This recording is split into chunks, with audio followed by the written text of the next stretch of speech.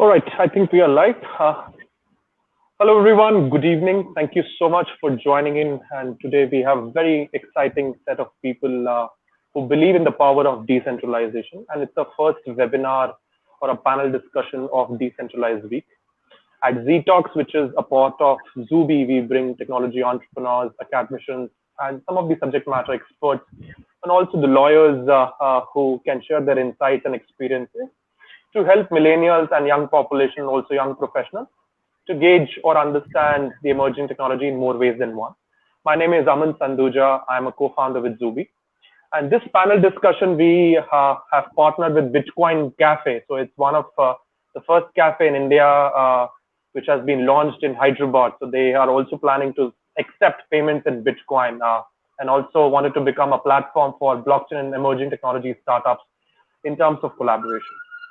Today on this panel, we have people from three different backgrounds and roles, and we have Mr. Vikram Pandya, who represents SP Jain as one of the fintech leaders. We have Varun, who has a background in legal, and we have Mr. Satvik, who is one of the, I would say, one of the early founders or one of the early adopters of cryptocurrency in India, who started a platform by the name of Uno Coin.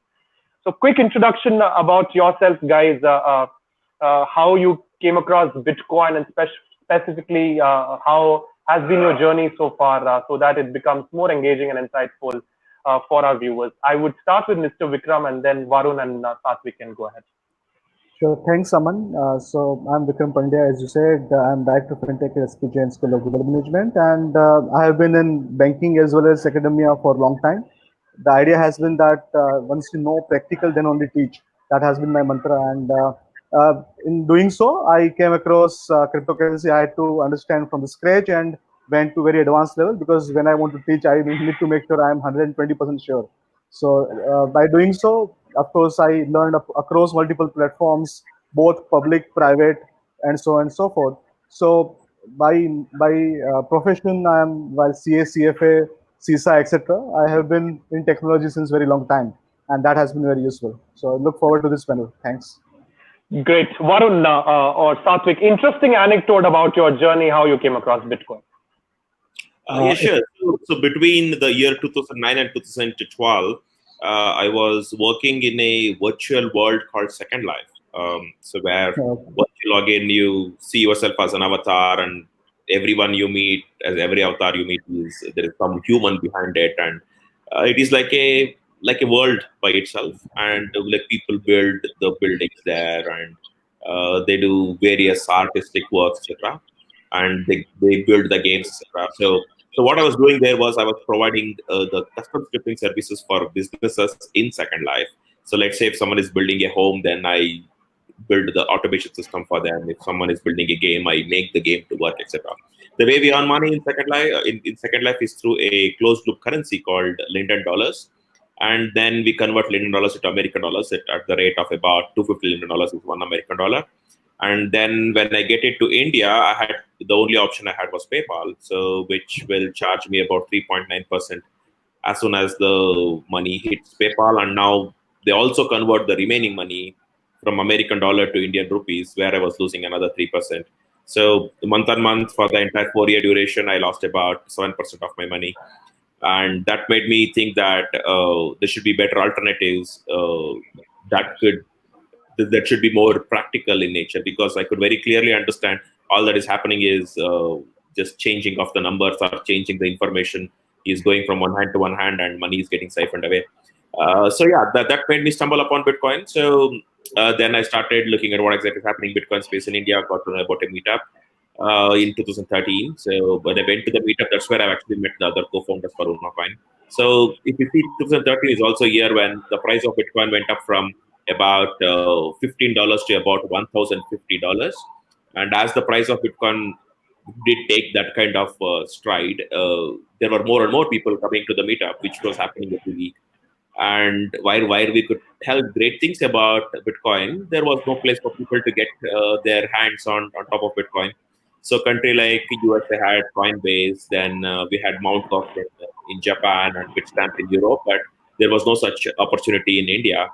and people started to bring some money in their pocket or duffel bags, thinking someone else who comes for the meetup will have some Bitcoin to where they can exchange, kind of thing. And me and few others who are the co-founders for Unocoin right now. So we felt that is not a safe way the transaction should be happening, and we saw it as a business opportunity, which made us to start Unocoin as a platform where people can securely and safely be able to buy and sell Bitcoin through by sending the money from their bank account and keeping everything transparent from end to end.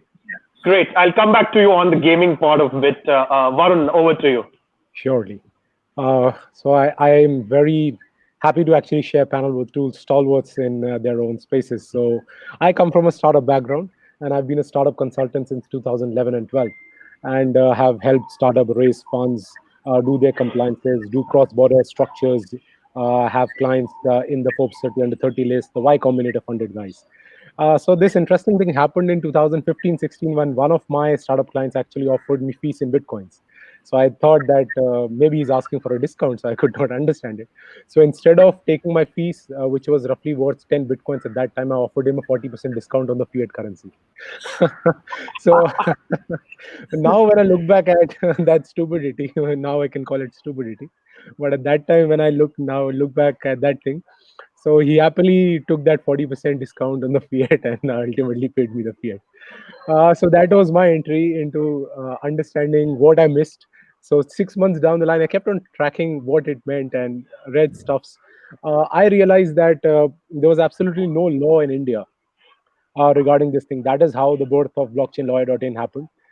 It was started off more like a research project only with me and some of my startup colleagues from the legal and the chartered accountancy background. And post that, what happened is that we realized that, okay, this is something wherein businesses can be built. I read some books on this matter. There was good exciting things happening in the West regarding it, but there were no talks regarding legalities of it. People don't want to get into a gray area, especially when money is concerned. So that is when we started liaising with the Reserve Bank. I wrote 6 right to information letters to various departments: income tax, GST, SEBI, RBI, and the Ministry of Corporate Affairs. Got very sort of poor, open-ended, ambiguous answers. So that is when we decided to write more stuffs to the government, and it converted into a consulting entity. So today we do stuff Fantastic. for young students, education, enterprise, great things, and of course the international setups. Super. From getting fees in Bitcoin to having the curiosity to learn about it, that has been very interesting. Had you not offered him a 40% discount, then you would have not been able to reflect back and understand Bitcoin in a more meaningful way. Correct. Absolutely. 2020, I'll try and phrase my question. 2020 has been a biggest story for cryptocurrencies, specifically in India. And if you look at, Supreme Court has struck down a blanket ban on trading, which was issued by RBI, and then March happened, and everything changed as COVID started entering into the US and Indian market. So I personally wanted to understand from Varun and Vikram, what does it mean by regulation? What happened on 4th March? What was the blanket ban earlier? And what RBI is saying in terms of legality, and what Supreme Court has a stand on? Correct. Varun, would you like to start? Yes, surely. If I may go first, I think there are 3 important aspects to what happened on March 4th, 2020. So 3 action points that are essential for people understanding blockchains and cryptos in India. The first is that you've got to understand that cryptos per se were never restricted or banned in India. It is just that the Indian authorities, the regulatory authorities, felt that this is a area where customer analysis or protection of the customer rights in an environment is needed. Thereby, what they did was that they just restricted banking access to these crypto entities.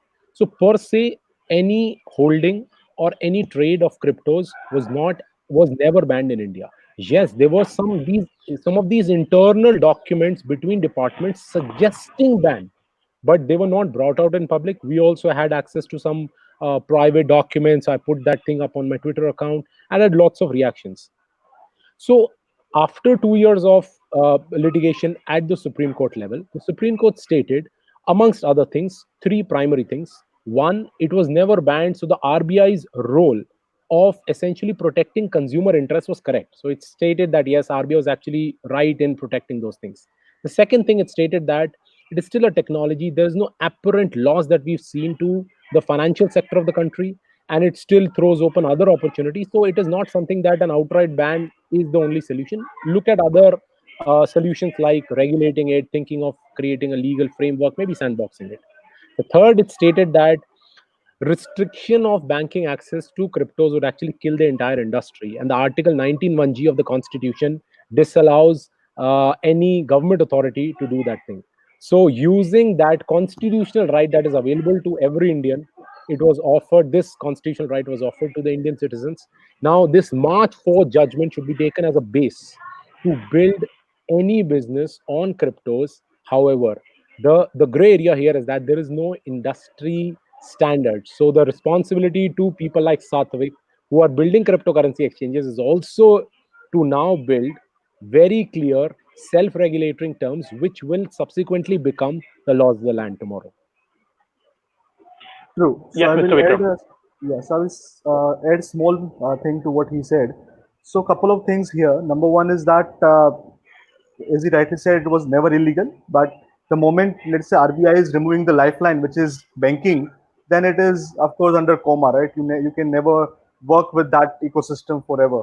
Now, even after this judgment, I am skeptical because what happens? Look, RBI can always put some other sort of restriction, and they can still do it because they are only doing something where they are regulating. So, as such, you can always go for another petition and again go into that situation. But till the time there is a proper initiative taken by RBI and regulator to understand the ecosystem and create uh, overall structure around the regulation, this can never work for serious investors and people who would like to start serious business. So I have seen a couple of investors reached out to me earlier in March when the regulation came and basically judgment came. They said that is it possible to invest it in India with something in this crypto space? I said, look, the idea is that you can always invest. Earlier also it was possible to invest. The only thing is that whether it makes commercial sense to work in a gray area rather than in black and white. You have Singapore where you have black and white. You have Abu Dhabi, UAE, multiple different countries you know about. They have everything in black and white. So the moment you have everything in black and white, number one, you create trust, both investor wise, and you create trust in ecosystem. So that is something I think which is missing here right now. Still, So, Mr. Vikram, going back to the point which you have made, do you think India stands what it stands today? The regulation will bring a mass adoption because the success of crypto happens only when you have a mass adoption. So is for blockchain. Why the regulation should happen and why the regulation shouldn't happen? That question goes to Satvik as well. But I wanted to hear some of your insights that why in a country like India the regulation shouldn't happen or the regulation should happen and the adoption should be from a very stringent kind of atmosphere. correct. I will be very frank with you that look, Indian people's nature is by default to have a jugaad in everything, right? We find before the law comes, we find loopholes within that. The idea here is that the moment you want to create a trust in any ecosystem, the regulation provides the critical foundation for that trust. Now, we may always say that look, blockchain itself provides trust, but that trust is different. I'm talking about trust in commerce and trust in doing something where investor will also invest and there is a growth in that ecosystem, right? Now, when we look at some of these countries where the blockchain is adopted, like you have Crypto Valley in Switzerland, also, for example, the investment comes, you have a positive foreign currency inflow coming in. So there is a benefit, tangible benefit in doing something. But along with that, you require regulation to make sure that you don't have scams, which we have seen in past, right? You have both crypto scams in terms of the people who are just doing Ponzi schemes, and then you have scams and let's say hacking scams and yeah. So you can Varun, you can go. Continue. Absolutely. No, I'll come back to you, Varun. But before that, I wanted to understand from Satvik. Satvik, do you think crypto can bring financial inclusion in India, or is it making a safer place to be in? So, see, as far as the blockchain itself is concerned, so the technology is built in such a way that so a lot of the regulations are kind of put as rules in the code itself. For example, let's say if a transaction happens between two banks, and if the transactions break in between, where on one side the debit has happened, on the other side the credit have not happened, then yeah, you need some kind of recourse to figure out where things went wrong and try to take some action about it. But for example, in the blockchain technology, the way it is built, then there is no such half transactions. It's always either full or there is like no transaction itself, right? And it also talks about how someone can just not restrict someone else from doing the transaction. So, and how someone cannot blacklist someone from sending the Bitcoin out from their wallet and such things. So these are all like some kind of these kinds of rules and regulations already built. But again, then comes the law of the land. So where does all the rules, whatever is written, and then whatever happens implicitly, see, all of that falls within the purview of that particular land. So, for example, if you see, we have some regulations for sending money out of India, right? So that this does not exist in Singapore, this does not exist in US, right? So whenever such kind of say a delta, I would say there's a difference in the law from one country to one country. So wherever that exists for our country, I definitely think there should be some kind of clarity at least to be given about how it should be treated. So if it comes up through a regulation, that's well and good. So it is much more black and white. But without the clarity, as of today, let's say there are so many people who are sending Bitcoin for different exchanges for doing different kind of trading activities, and if it is if the Bitcoin is to be seen as a currency, then it looks like it's violating the FEMA guidelines about how much money someone can send from one country to one country and etc. Right. So then we also have something called cash restrictions in India. How much cash can one person give to another person? Within a period of 1 month or 1 year, etc. Right.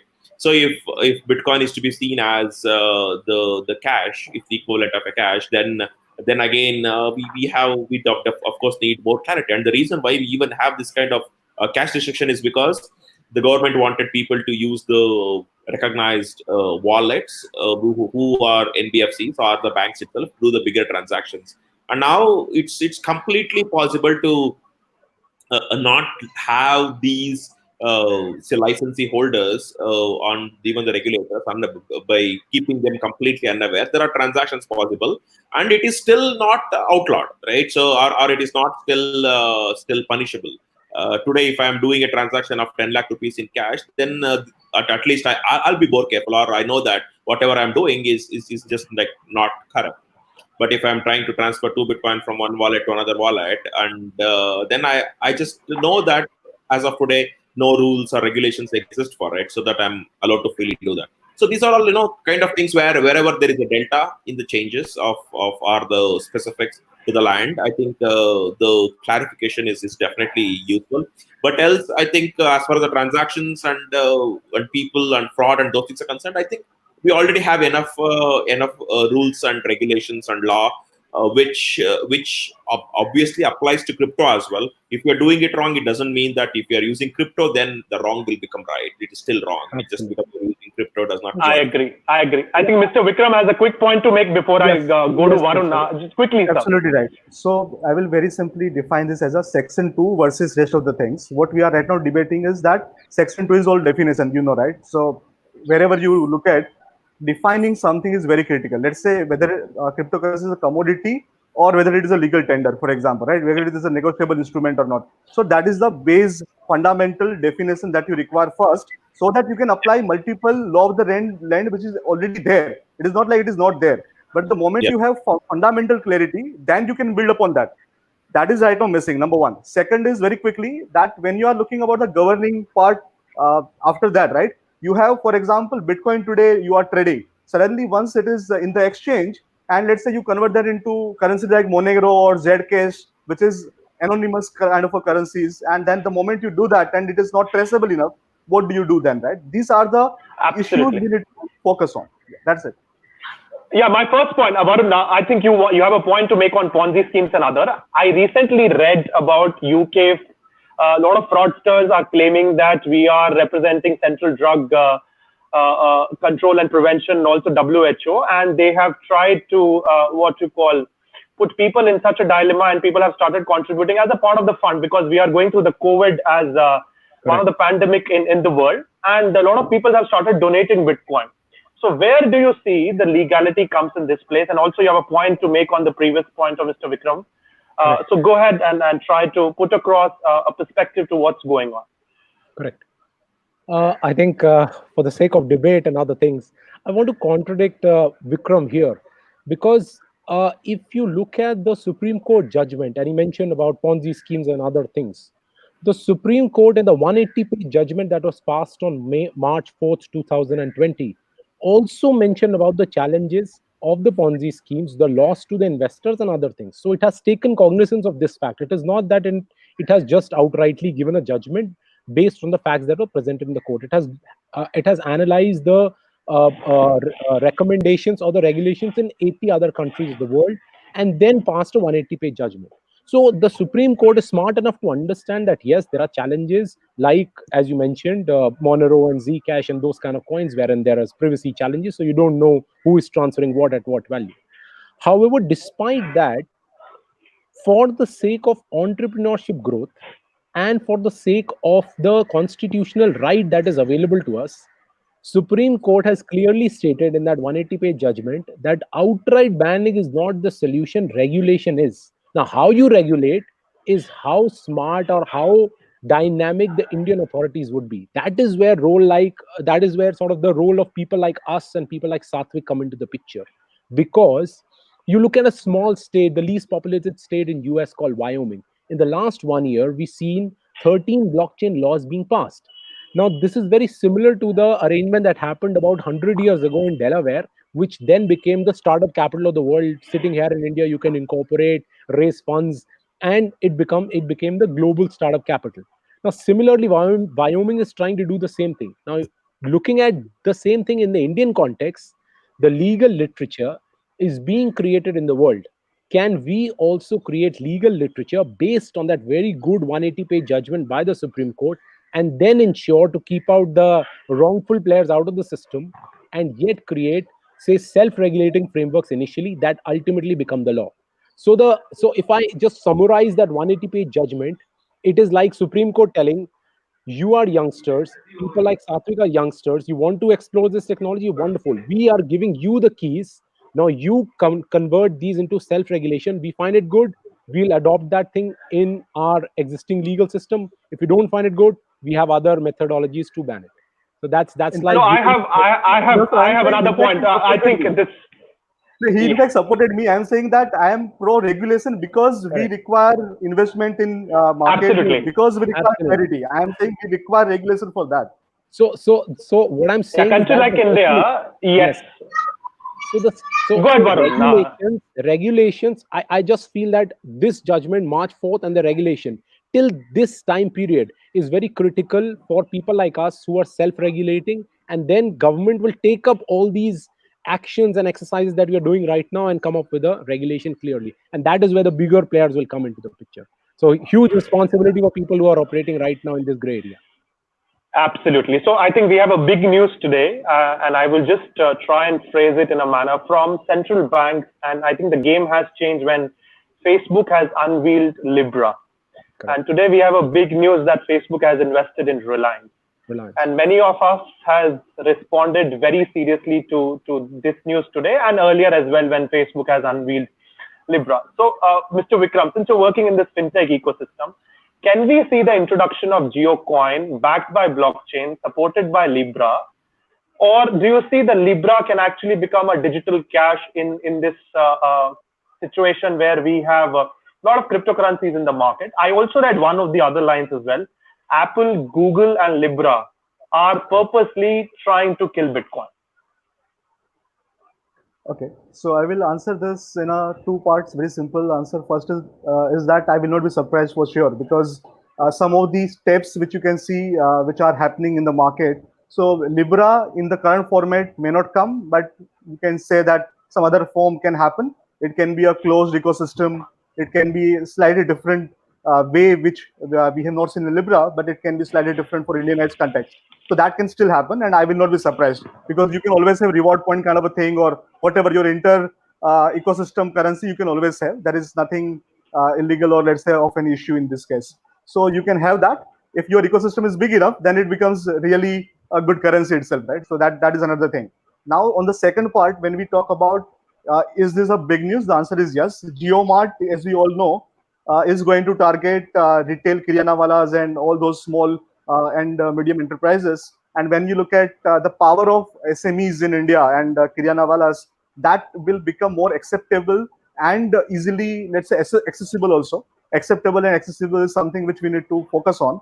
And the moment it happens, then it is going to be a shift in identifying, understanding. Look, for you and me, we understand Bitcoin ecosystem, right? For common men, they don't understand anything. So the ease of use will be the key here. Okay, thank you so much. Satwik, quickly for our audience, what is Libra? What Libra is trying to do before I ask you the gaming question coming from your experience? Yeah, I think Libra, initially, they just try to create it as a token on top of the blockchain, which Facebook themselves have created. And as you can see, if they can integrate the particular token or the coin on their subsidiaries like Facebook, or it could be WhatsApp, Instagram, and such things. So then you can just imagine how many people at one shot will be able to get the access to do the transactions in it, which is like really, really humongous.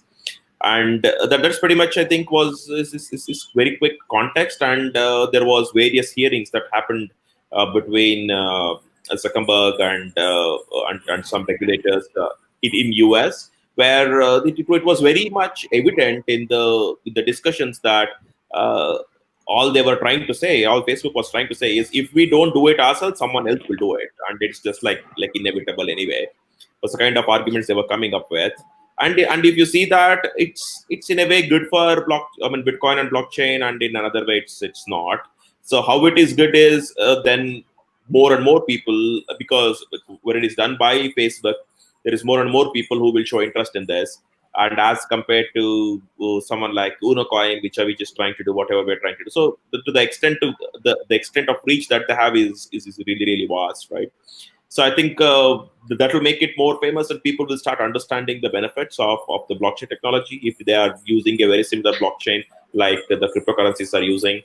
But on the other side, when people try to make, try to use more of that, probably the valuations that we have given for the rest of the coins right now today could reduce, because more people are fine to just use Libra. But on the other side, we can continue to understand that it is not completely decentralized in nature, like how the Bitcoin and Ethereum has been. So which will kind of, we will have to just wait and see. I think, Satwik, when we talk about 100% decentralized, so are the exchanges in India not 100% decentralized. Correct. Yeah. Sure. I have to reveal my identity. I'm not really comfortable revealing my identity, because it is, again, it started with the principle of decentralization. I'm going back into the ecosystem. I'm sorry, I'm not trying to counter your point, but just giving you a perspective. So, yeah, of course, when it comes to exchanges, what happens is, there are exchanges like some BitMEX and Binance, so who comparatively are only crypto to crypto, so who don't bother too much about the identity of their customers and still allow some transactions to some extent get through. But when it comes to the exchanges within India, you are doing the transactions from your bank, where you just want to buy Bitcoin or sell Bitcoin anyway. So during which providing the same identification of who exactly is doing the transactions, I don't think it will be a huge challenge. But here you are doing the conversions from fiat currency to crypto, or crypto to fiat. So whenever the fiat is involved, I think disclosing of the identity, at least as far as maybe even if it is Paytm, you need to verify your mobile phone number. If it is maybe Paytm Bank, then maybe more documents are there. And if you are taking loan, then there are much more documents. So I think revealing the identity whenever you're doing a fiat transaction has been the norm here. So there is nothing, nothing new. Is absolutely. I agree on that. I think that was the point to make, that regulation is important. Quickly on that, the world has 2.5 billion gamers, and COVID has recently seen a spike in terms of the gaming users. How do you think blockchain can unlock the potential in the gaming industry and can be helpful from game developers to the platforms to the entrepreneurs and the service providers?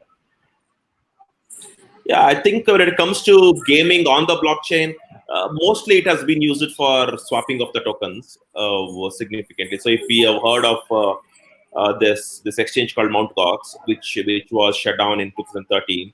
So that particular platform was built to exchange the tokens of game itself. But then the founder identified that the same exchange can be used for doing the fiat, the dollar to Bitcoin conversions as well, and he just included that as one of the options. But why it became famous was just because it was supporting the fiat to Bitcoin and Bitcoin to fiat conversions. But as far as the blockchain itself is concerned, let's say if there is some kind of unique things being identified from only limited number of participants in a particular game, then you can claim that who found what, right? So those kinds of data can be put on blockchain. If there is tokens being swapped among the people, or the tokens can be used in some other game, then that can be put on blockchain. But blockchain itself, I don't think it can be a key or the major technology that has anything to change with the gaming industry itself. It will just become an add-on, or it will just make it few things more possible. I think that's how I see blockchain as far as gaming industry is concerned. Yeah, yes, Vikram, before I go to Varun, Yes. sorry. So very quick comment. I think he's absolutely right that you can't have blockchain in gaming in a kind of operational manner, but the tokenization is very critical, number one, because then you can do microtransactions which are otherwise very costly. Then the second thing is that when you are talking about proof of ownership, he rightly said that there are virtual items in games which you need to prove that you are owning it. And right now, today, what happens? Let's say you are playing a game for 10 years and you have done everything what is, let's say, possible there. And now you own all the legendary items in that game, and then you want to transfer it. Your effort, whatever you have put for you, that's the effort. And today, if you want to transfer it, there is no easy way of doing so, right? And for game company, those accounts are dormant. Once you stop using it, it is dormant account. Any which ways it is going to use their server space and whatever it is. So if they are even allowing partial conversion, that becomes a huge thing because they are unlocking that value, and that can be a good thing for sure. Yes, please, Varun. Thank you so much, Vikram. I think not many people know that the gaming laws in India, just like the blockchain laws, have recently gone a massive dynamic change. So again, my answer from a legal perspective, there's a company called Dream 11 which revolutionized how we look at the cricket and online gaming from say IPLs and other cricket matches. Now, prior to, and Dream 11 also had to go to the Supreme Court, fight about legitimacy of this thing. So it had the same problems that the crypto laws in India had faced earlier. Now, Supreme Court, interestingly, had updated a law as old as, can you guess? It's 1867. The last Public Gaming Act is 1867. So 150-year-old law, because no one cared to update that law, has finally happened after roughly about 150 years in our country. So if you look at gaming from that perspective, a gaming and blockchain marriage is bound to happen, as rightly pointed out by Vikram, especially for micropayments, because in India, the micropayment system is not robust enough. It is not economically feasible. And hence, a very good use case applies because these two laws have recently been updated because of the gaming laws being updated, because of the Dream 11 thing, and the crypto's judgment that came out. So absolutely. So I think people are unbanked, but people have gaming accounts. So Varun, quick question to you is China's central bank, and recently China has been in news for more reasons. There has been also a statement as well: creativity, competence, and unlevel playing ground. So China's central bank has introduced a homegrown digital currency, and they have done a pilot as a digital yuan across 4 states or 4 cities, I would say. So what do you think China is trying to become? And this kind of a digital yuan kind of a concept can actually be successful when we have 4,200 cryptocurrencies in the world, and we have Libra-like solutions which are coming up. I'll first pick up the point from Satvik. I think he mentioned about Facebook Libra. Now, one thing that we missed in the conversation regarding Libra is that it was portrayed as a stable coin. It was portrayed that, and it was mentioned in the white paper of Libra, that they would keep the stock reserves, the value that is backed by the Libra, in a bank account in Switzerland. So from that perspective, this option surely throws open that a stable coin surely has a place in the entire 4,200 crypto coins. Now the question is that whether you want a government to control it or whether you want the community to control it. So I feel that yes, China, it has been sort of flirting with the digital yuan kind of a concept. I still feel that from an Indian perspective, there are sort of opportunities there. A stable coin can be developed. The question is that then the ultimate right to issue a coin is of the sovereign and not of the general private enterprises. So from that perspective, digital yuan, I think, is more like an experiment as of the current date. Stable coins per se can be explored, but it is something. It is a few years away from actual adoption by the users. Though one thing I from a agree. I think legal yes, please. perspective, one thing from a legal perspective is important, because the birth of stablecoins happened because this Bitcoin was criticized that it does not have an intrinsic value. So the USDTs and the USDCs of the world actually got created as a result of that criticism only. And now, if you criticize that it is being centralized, then it throws open and normally that Bitcoin was better than the stablecoin. So yeah, I think it's an open-ended question. So So one I thing think which I would stable. like to Yes, add, please, Vikram. yes, very quickly, I would like to add is I completely agree with Varun. And one thing which you need to identify is that, look, why CBDCs are coming up, right? That's the number one question which people have in mind. So CBDC provides two valid reasons. Number one is that you are of course the issuer, so you have better control over it. And let's say when you are talking about certain things like DBT or even traceability of certain things, right? That provides us with that kind of opportunity. The moment we say smart contract with on-chain currency provides us again better control in terms of whether the escrow account will be viable enough, whether the transaction, for example, today I want to do a transaction with automated deduction of TDS and automated, let's say, escrow of my GST. Can I do so? Officially, I can't do unless and until you have some smart contract in place which can also work with digital currency, right? So having currency in a digital format can have certain advantages. Having digital currency in tokenized format has certain added advantages. So that added advantage is what is now driving the CBDC kind of issuance. One last thing which you need to identify is that CBDCs in the future, so it provides another excellent advantage that can be used for further tokenization of the other assets, because once you have the central bank currency in place, that allows for derivative of that in a way of, let's say, some asset tokenization or some other kind of tokenization which is not possible today. Okay, thank you so much. So I think there are some of the keywords which would not be understood by the millennials. So we'll try my best to put it as a comment. Thank you so much, Vikram. So let's make it a little interesting. Let's do a quick rapid fire, and I will ask you certain questions, and I will limit you with the number of words you have to use it. Okay. So Satvik, to begin with you, we have seen 8.9 million percentage increase in the last decade of the price of a Bitcoin, right? Mm-hmm. How would you describe Bitcoin in 3 words, quickly? So it's decentralized open source currency. That's it. Great. Mr. Vikram, for you, Zcash in 3 words. Privacy. Only one word. Yeah. That's a 1 word. All right. You want me to use all the 3 words? So perhaps he's going to say Absolutely. privacy, and privacy. That's All right. one way of doing it. Varun, had Bitcoin inventor be from India, who he or she would have been, or the institution? It's good that it is not from India, because we don't want one person to be the creator of Bitcoin. So that is the fun part of it. I hope it is a group of people and not just one person. Thank you. Satvik, after today's news, would you invest in Reliance stock or Bitcoin? I would split my money into both.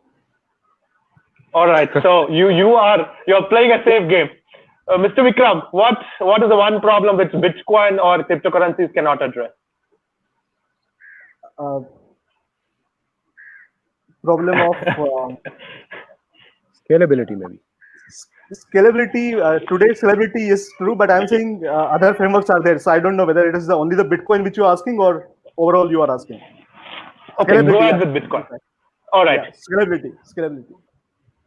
Varun, if you have to hire somebody in your company and you have to hire for a crypto portfolio management, I think this question has been for Satvik, but I have another interesting question for him. Who would you hire? A dropout trader or a stock market geek from HBS or premier institutions having a work experience? Absolutely no question about it. A dropout trader any day. Great. Satvik, day trading or long-term investment? Long term. Okay, crypto opportunities for millennials, Mr. Vikram. Tokenization is the key, yeah. Okay, great. So we have had good session. I think 1 hour is certainly not enough to talk about various other things. I have a couple of more questions, then we will open up for our audience. One question which I personally wanted to understand possibly from Mr. Vikram is, what is zero knowledge proof? You talked about Zcash in brief. So what is zero knowledge proof? Because there are a lot of people who have been working on this and still there is a challenge in understanding about this terminology. Okay, so I will tell you there are multiple ways you can achieve that, but in a simpler words, if I tell you, right, you want to prove certain things without revealing some knowledge about it. So one example can be that let's say you have two balls in your hand, but without revealing which ball you have, you want to also prove that you have two different color balls, for example, right? And in order to showcase that, without showing that, you need to randomize certain things, and then you need to prove that in every result, that result is independent of two things. Even if I give you even simpler example, then let's say when you are playing a game of cards, without revealing something, you want to also make sure that you own that card in your hand. That becomes zero knowledge proof. And even simpler, if you want, then it becomes that let's say you want to prove that I have read the book, and that book is something which is let's say belonging to you. Then you know where the book is kept. So what I can say is that on this page there is a mark, for example, and that becomes zero knowledge proof in a way, because that I am just saying that look, this is something you can independently prove. So that technology, if you remove, keep it aside, then it becomes proving something without revealing information about it. There are multiple ways like homomorphic encryption and so many other things. But in simpler words, you need to prove certain things without revealing the information about it. Yes, Varun. Thank you so much, Vikram. Yes. Well, I'm sort of getting into this question because I'm very bullish on zero knowledge proofs, especially from, I feel that in times to come, courts in India and across the world will start using zero knowledge proofs, primarily because of this reason. I just recently tweeted about zero knowledge proof, that it is confirming your identity without revealing it. So this is like crypto magic, because it's like you walk into a bank, and if you want to open a bank account, or in case you want to withdraw some funds, maybe in India above 50,000 rupees, you've got to give a PAN card, you've got to say that I'm the right person, so and so forth. Again, the KYC documentation and everything. This zero knowledge proof adoption will make it so easier, especially for the millennial population in times to come. You will walk into a bank and the bank will just confirm your identity, and you don't have to reveal your identity. That is the magic of zero knowledge proofs. This Absolutely. going forward, Just one Yes, point sir. here. Sorry. So I'm saying one just quick point, that zero knowledge proofs are very useful in just, let's say, confirming or denying certain things, right? It is a binary thing which you can do very well. Let's say I want to prove that I am above certain age. Without revealing my age, I can prove it. So that becomes very good. Correct. So in times to come, I feel that the courts across the world will also face this dilemma, whether this evidence happened, whether this person is eligible for this thing, whether the crime happened, whether the civil law applies, whether this person is eligible. All these questions of yes and no, binary, clear, 0 or 1. This can be done through zero knowledge proofs in times to come. So I'm Great. very bullish. I'm very surprised and glad as well in this 21st century with having cryptocurrency and emerging technology. We are still walking into a bank to prove an identity, not using the neo-bank kind of a structure. So thank you, Varun and Vikram. Satvik, there has been a lot of questions. I possibly have had a chance to speak at 15, 20 plus conferences in India.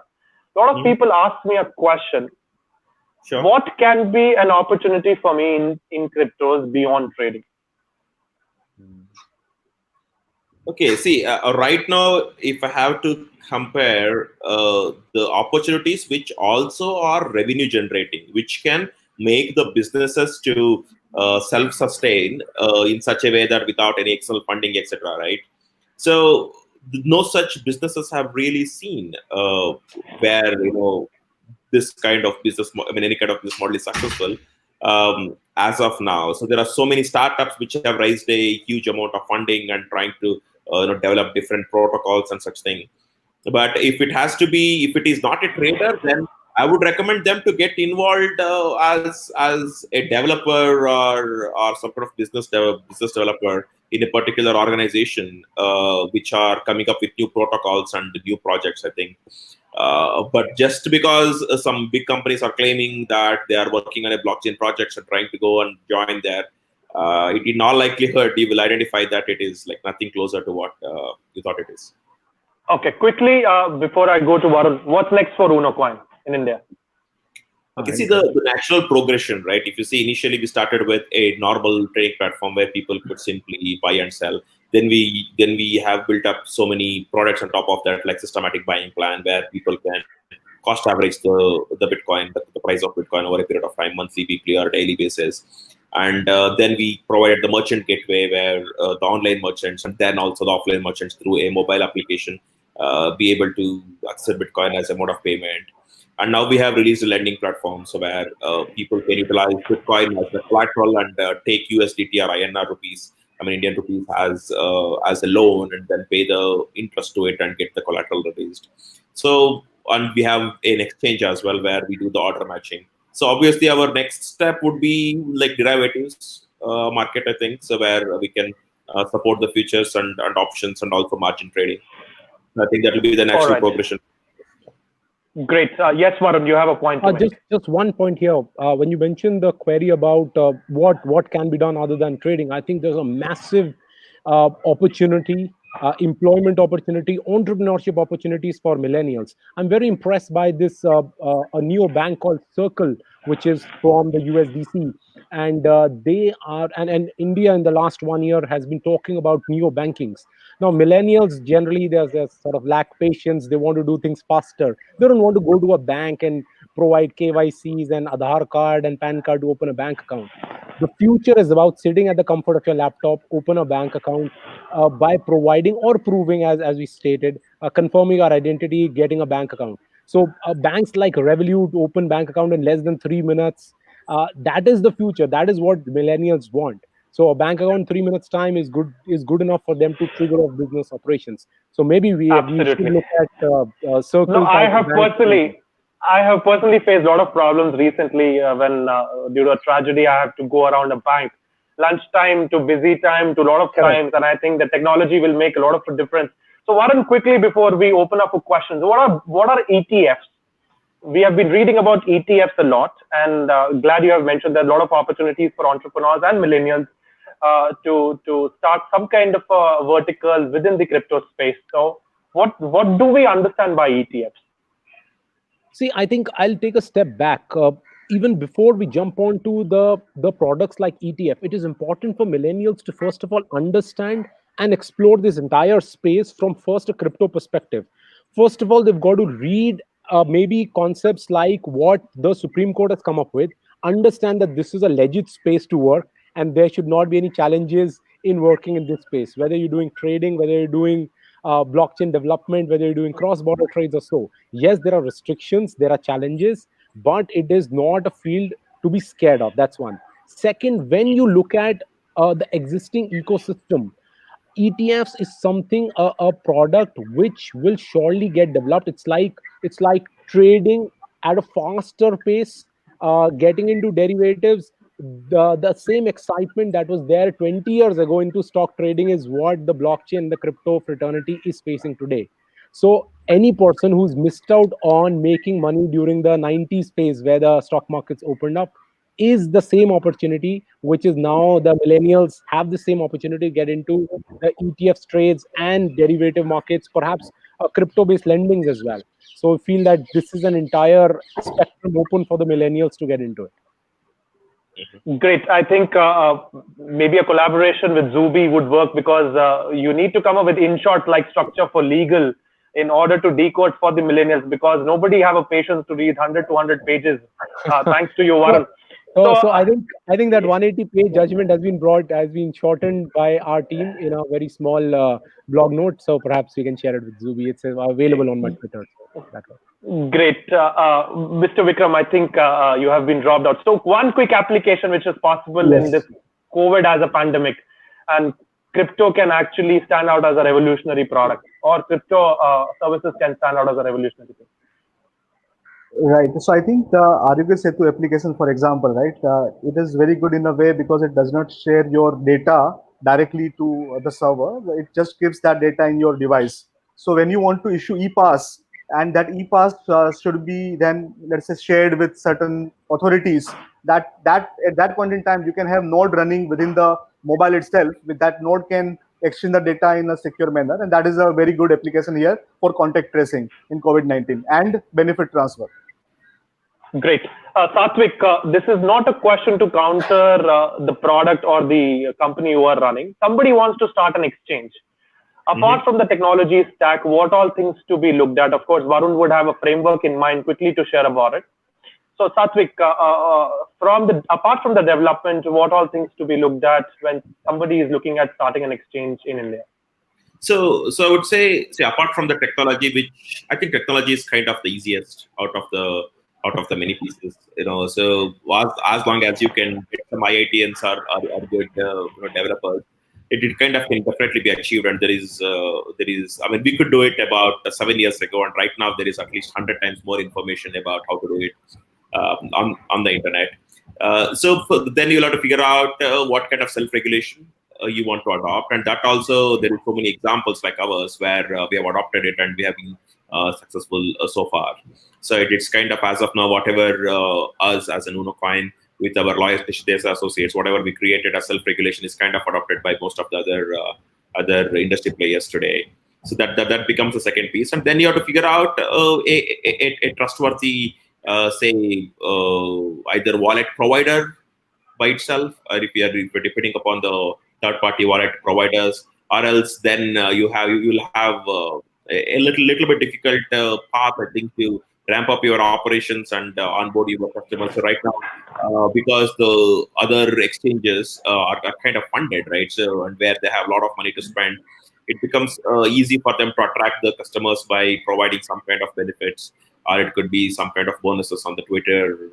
It could be for retweeting, or it could be doing some kind of contests and etc. And then there can be some kind of contests, so which are run by different exchanges. So these are all things like make it more difficult for the new exchange to gain more and more customer share is what I think. But right now, probably we are talking about like 4 or 5 big exchanges within India, but I'm quite aware that there are more than 20 of them. So where remaining 15 are comparatively a smaller ones, and kind of give us very similar regards, but it just are not popular. That's it. Yeah. All right. Yes. Any one of you want to add on what Satvik has very quick. Yes, very quick point that while technology is very, let's say, not the worrisome part, but security is very critical. And as we know that for any blockchain implementation, you have different kind of attack vectors. And people, at least I have seen, even in startup world today, right, that security becomes the back burner kind of a thing because people don't have that much resources to put, right? And I am saying that we should also start thinking about that. I'm not saying that that Satvik has thought about security. I'm talking in general. I'm saying that Bitcoin security is something which people don't understand easily. So we require certain specialized people in that. So I think one is from a Bitcoin security. Second is the platform security as well. Platform. I'm talking about platform. Okay. I'm talking about platform and smart contract and whatever it is. All right. Yes, Varun. I think just one point here. I think one point here, of course, with bigger teams like Unocoin, and it's always happy to hear that technology is never a problem in India. So I come across these youngsters who actually get approached by foreign players, wherein they have these SaaS kind of models, blockchain in a box kind of things, click, install, in 10 minutes time, the exchange goes live. I think those kind of business models, which are so vulnerable, the UI UX looks very fine. In 10 minutes time, they go live, and post that, they just vanish. I think it is those kind of players in the market that needs filtering, and hence people like Unicoin, what they are doing, the self-regulation should become an industry standard acceptable to players in the True. industry. So any new player cannot just click install in 10 minutes time, offer service to the investors, pick up lots of crypto coins, and then just vanish. So I think that is what is missing in this industry. I completely agree on that. See, a couple of days back, I was reading on, I think that was the news on one of the channels that India has more YouTube scammers than more cryptocurrency users.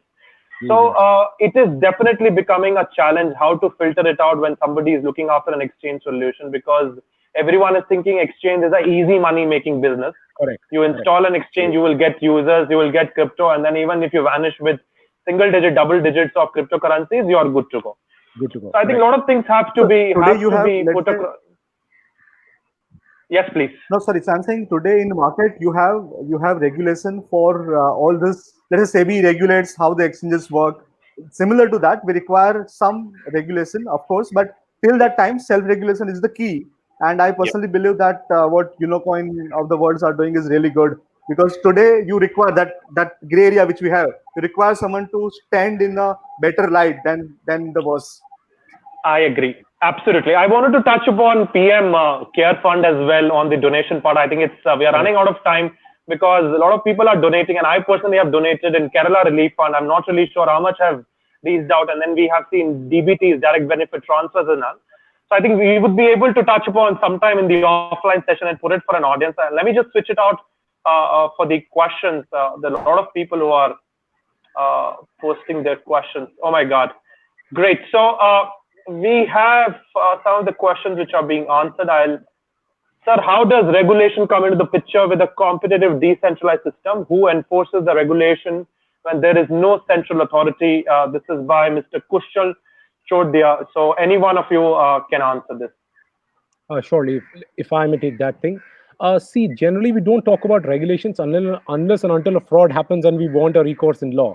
So people talk about decentralization as a technology. It is a wonderful thing, but you still need a centralized methodology or a centralized institution whenever a fraud happens. So I feel that for the time being, in the initial few years, you'll find a central authority, maybe like Reserve Bank, which has been doing good work in the last 5-7 years in ensuring consumer protection.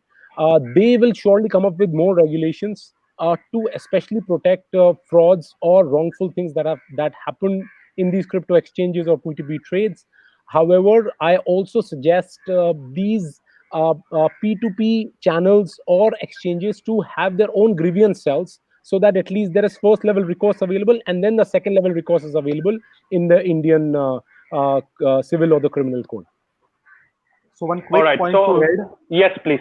One quick point to add is that decentralized exchanges are meant for people who are having expertise in dealing in cryptos, because you don't have anyone handling anything here. You are owner of your private keys owned by you.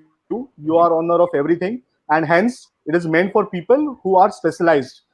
On the other side, when you look at certain different parts of this crypto ecosystem, you have DeFi, which is a decentralized finance, for example. So when you look at that, uh, in India also we are still way too far from that. But when you look at certain other exchanges, so DeFi is, as you know, is a decentralized finance. You people can borrow and lend, and there are multiple different products available. So even again, same thing. Where the moment you are entering into such markets, you should be very very well with the terminology and the system itself. Otherwise, it is not meant for you. Very clear. All right, great. Thank you so much. So Mr. Ajay is asking, I think that's a very interesting question. All those who are trading in India around cryptocurrency, are they doing it right or wrong? That's a very interesting question. If they're talking about the financial gains and such things, it depends upon. I think if they are talking about taxation, we can surely have some answers. Yeah, I think Satvik can go first. See, right now, at least within India, from what we understand and how kind of we are kind of mandatorily classifying the Bitcoin or cryptocurrencies to be some kind of digital commodities, right?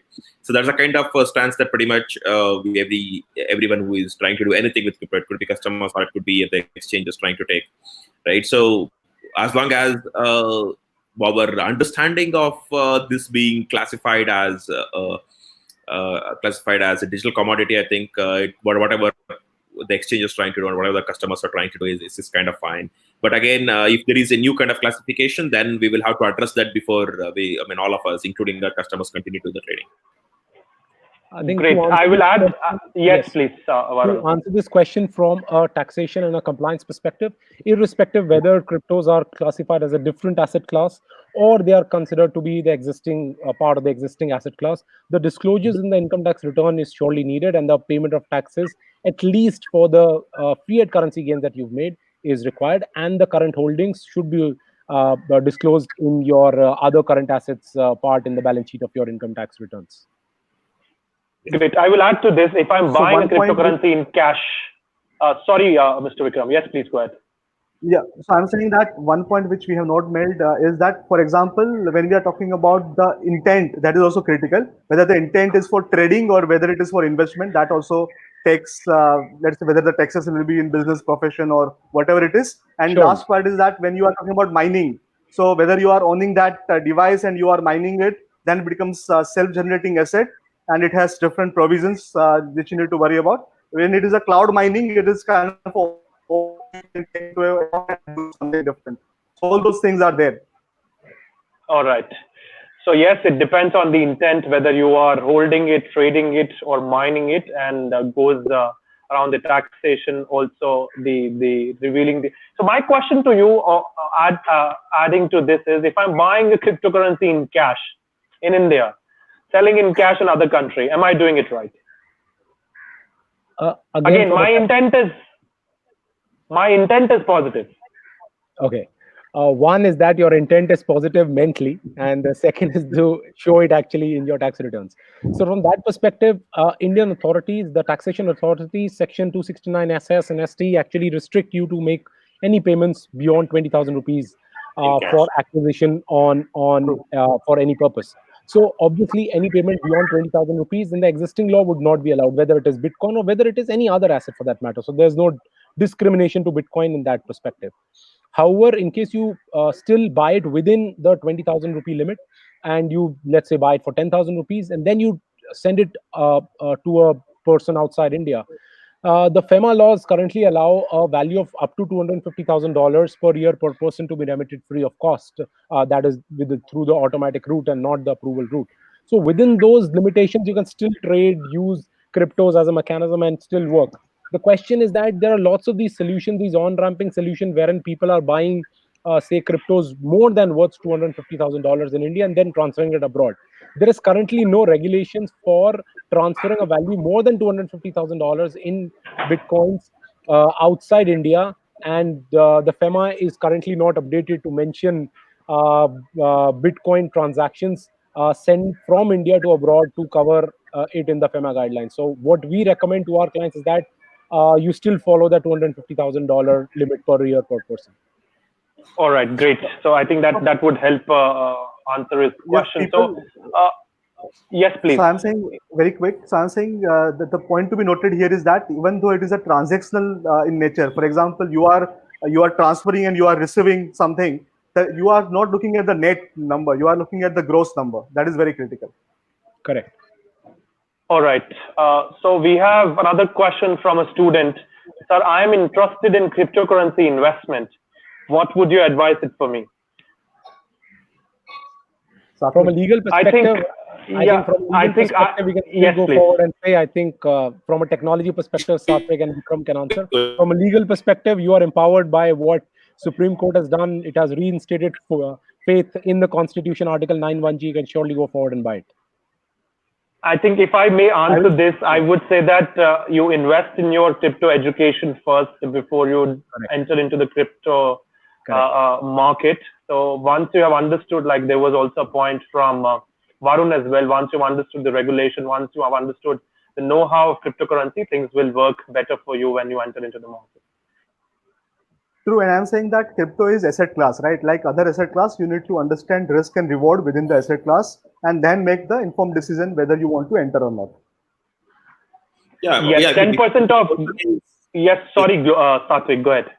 Yeah, so if a person is interested to get into the crypto as an investment itself, I think any other coin except Bitcoin needs much more focus on much more concentration about the variations in price as compared to the Bitcoin itself, I think.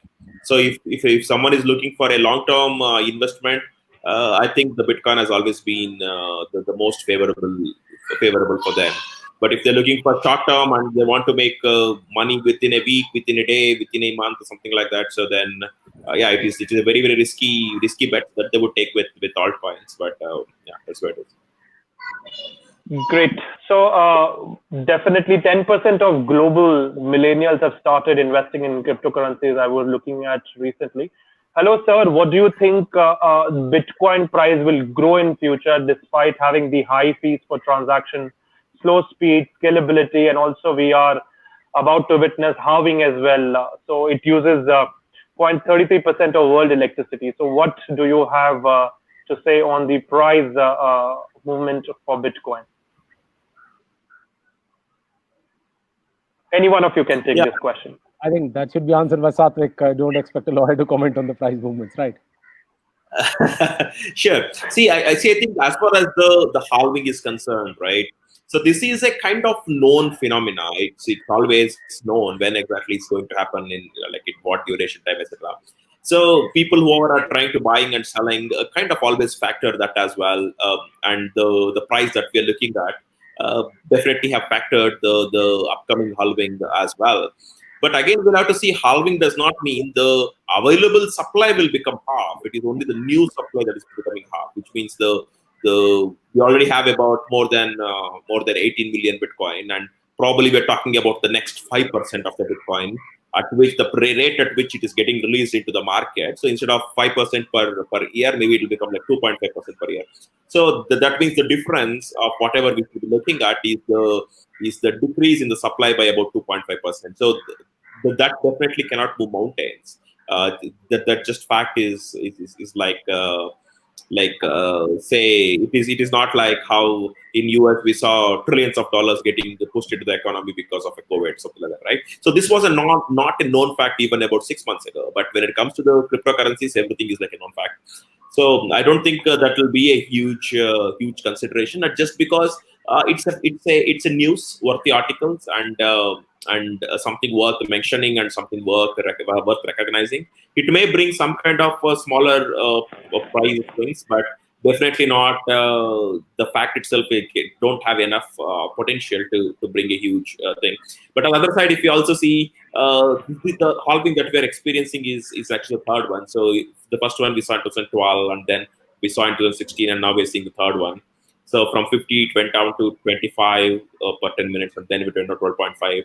And now we are at 12.5 phase, and eventually we'll be going next month to just 6.25 for every 10 minutes, right? And whenever these halvings have happened within about 6 months to 1 year, we have seen good good investment returns, right? So it's definitely not something happening overnight, I think. So it's a long term. Great. Mr. Vikram, do you have to add on this? Yeah, very quickly. I will just add that look, whether you are bullish or otherwise, you need to look at the demand-supply dynamics. The price never moves overnight because let's say there is a fundamental change which has happened. Because as he said, it is known thing, right? It is a known thing which is going to happen during whatever date time exactly we know. Now the only thing which happens is that you have whenever the demand-supply changes, Bitcoin also has this automated balance. If the miner community goes down because of, let's say, it is not profitable anymore, then suddenly you will have difficulty level going down also, and then it will also make sure that there is a balance, right? So given that in long term, where the price will move is pure demand supply, but just making sure whether there will be enough miner to mine it, that is not a challenge for sure. Great. So one last question. I think some of the questions have been already addressed in the panel. I run a cafe. I think this is by the owner of Bitcoin Cafe itself. Can I accept a payment in cryptocurrency? From a legal perspective, currently, the only legal literature that is available is that bank accounts are being offered to the crypto exchanges.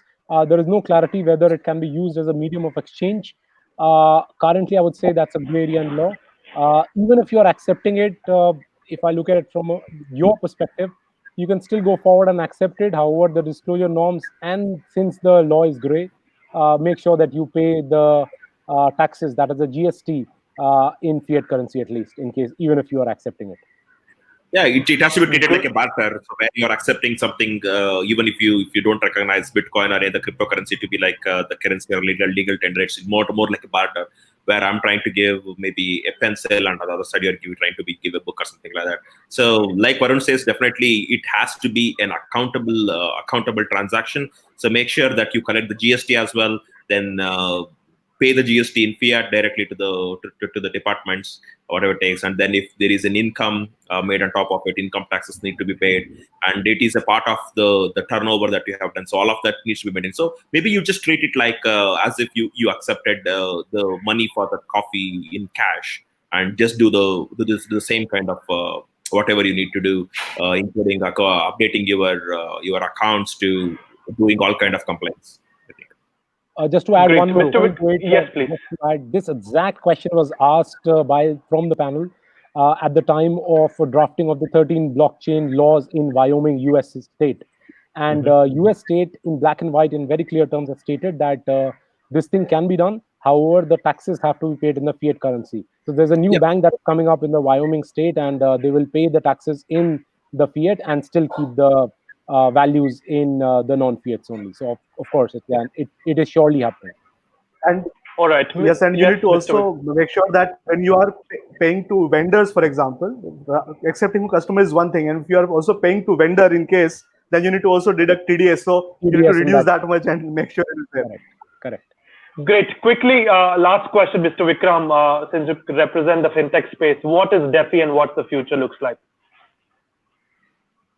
So DeFi is mainly, I will say that you are trying to use decentralized nature of blockchain to transfer financial asset in a decentralized manner across the community, or create a new financial product with a new business model using the decentralized nature of the ecosystem. So one simple example can be that since there are proof of stake algorithms available, right? So proof of stake algorithm requires you to stake certain coins, then you can get right to mine, and then you get certain reward because of that, right? So that proof of stake means that more you can stake, better is your probability to mine and hence earn. So what you do is that, look, I may have only 1,000 coin, but when I want to get reasonable chance of getting mining right, I may require 1 million coin, for example. Now I can't invest that much. So what I can say is that I can go in the DeFi network and say that, okay, is anyone ready to deposit that much money in terms of lending me for short term? I will pay a certain percentage. And that's how the ecosystem starts. That's a very simple example I'm giving, right? So in India, we are yet to start with the basics of blockchain. So I think this is still far away for us at least. Yep. So we should first make sure that we are there with the fundamental, which is very clear, and then build upon that in future. Great. I think this has been a very interesting panel, specifically for me and the audience. And I'm glad that we have cryptocurrencies. Of course, we are going to have frauds and Ponzi schemes, and regulation will play a very important role. But when you look at the Ponzi schemes and the fraud, you look at banks and governments, and then you decide which is better. So I think we are entering into a very phenomenal phase of emerging technology, blended with Industrial Revolution 4.0. And I think it's an opportunity for all the millennials and young professionals to prepare themselves and disrupt. Of course, you have a lot of an opportunity from as an entrepreneur space, and also leverage your understanding more from a fundamental point, and then you can either enter into a market or create solutions which are more meaningful for a country like India. Thank you so much for joining in. It has been a pleasure, and there has been a lot of great insights as well, and we'll share some of the unanswered questions which you can take it possibly over an email. Thank you so much. Thank you so much for having me. Thank you. Thanks for watching. Thank you. Stay safe. Stay home. Bye.